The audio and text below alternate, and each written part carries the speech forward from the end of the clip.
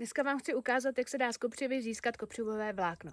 Když jsem trošku pátrala po tom, jak stará tahle ta metoda je, nebo vůbec jako získávání vláken z kopřiv, tak jsem zjistila, že je to vlastně opravdu hodně starý.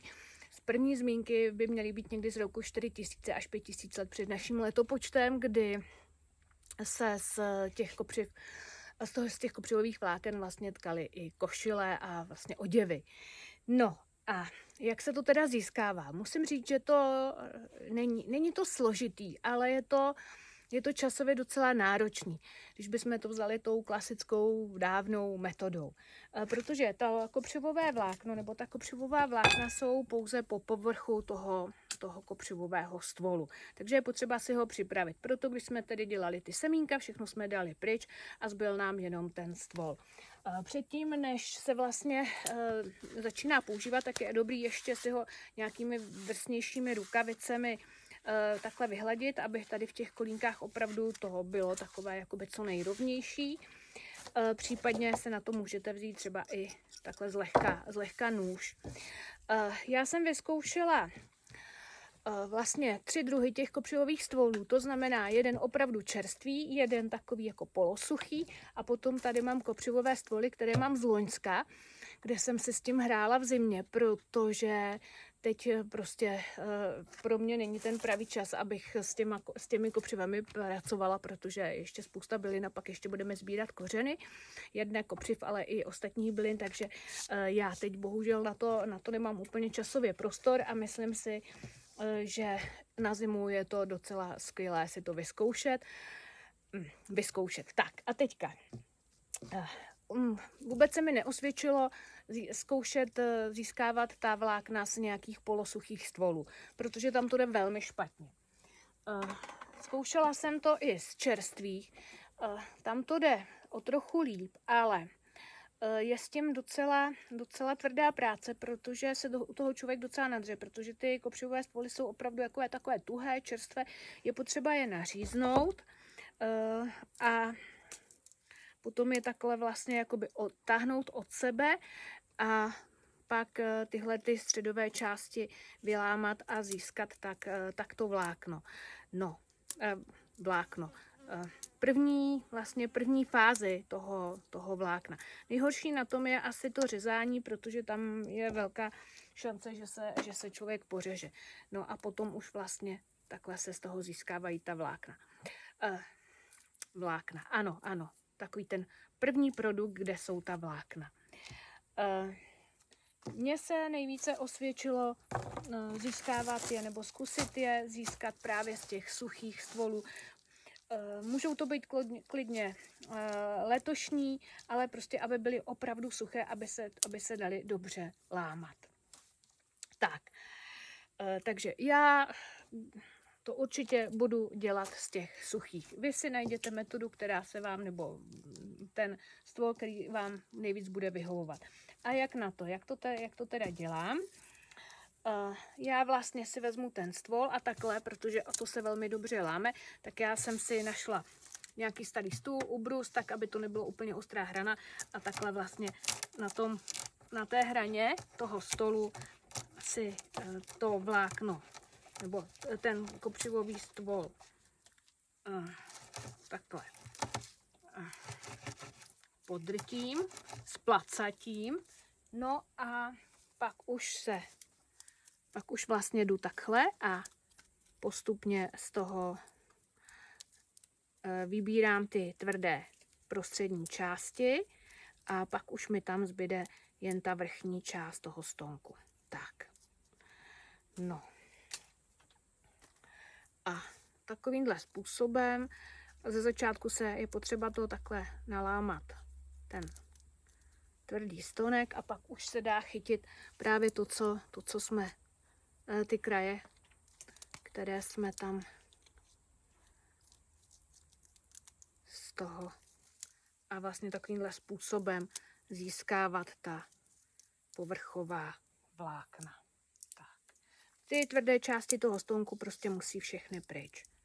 No a takže takovýmhle způsobem si člověk prostě s tím vyhraje. Takže je to opravdu taková nimravá práce. Není to nic složitýho, je to jenom prostě taková nimravější práce, časově docela náročná. Tak, teď to zkusím vzít opačně, že si chytnu za ta vlákna a takhle to prostě z toho stáhnu. No a co teda potom mi zůstane, tak to jsou ta vlákna, která samozřejmě na sebe ještě mají spoustu věcí, které tam patřit nemají. Tak a když vlastně jsou ta vlákna takhle z těch stonků sundaná, tak je potřeba to vlastně pročesávat. A myslím, že jsme všichni viděli pohádku, jak krtek k kalhotkám přišel, jak vlastně sel len a z toho lnu potom získával ta vlákna, tak tohle to je vlastně úplně to samé.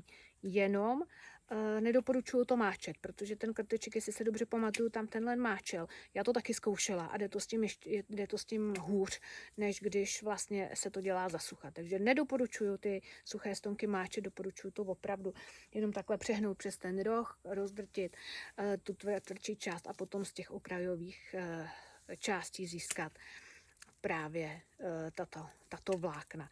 No a teď je potřeba to nějakým způsobem prostě zjemnit a dostat z toho ještě ty věci, které tam nepatří. Tak ideální je, když si to naši předkové používali přes nějaký pazůrek nebo prostě nějaký ostřejší kámen, můžete si najít.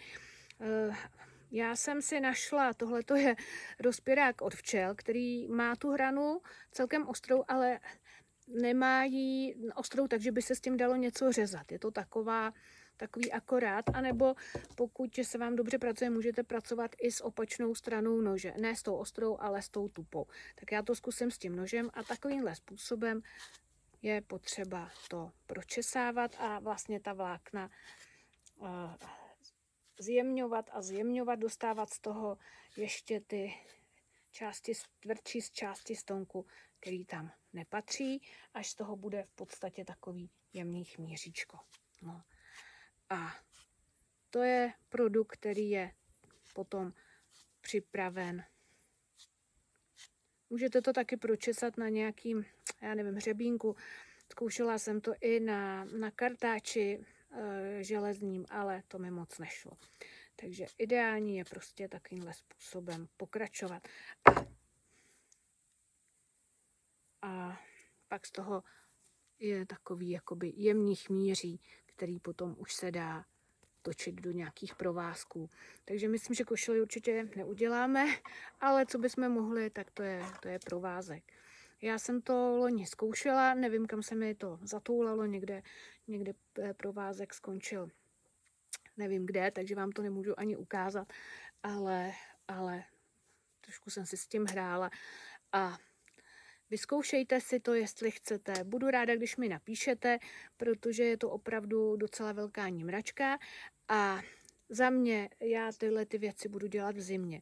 Tak tohle to je taková první část videa, jak získat kopřivové vlákno a další prostě budeme pokračovat, až třeba bude nějaká větší plískanice, tak vám potom ukážu, jak ten provázek motat. Zatím si můžete připravit tyhle ty části, pokud teda budete chtít.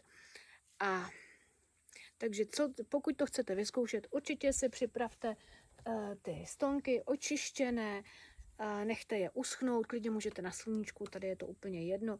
Doporučuji si zarovnat tadyhle ty části, kde byly ty listy, aby tam nebyly hrbolky a nechte si to uschnout a můžete s tím pracovat. A jak vidíte, já tady mám loňský stvoly suchý, můžete to nechat klidně i několik měsíců, než se k tomu dostanete.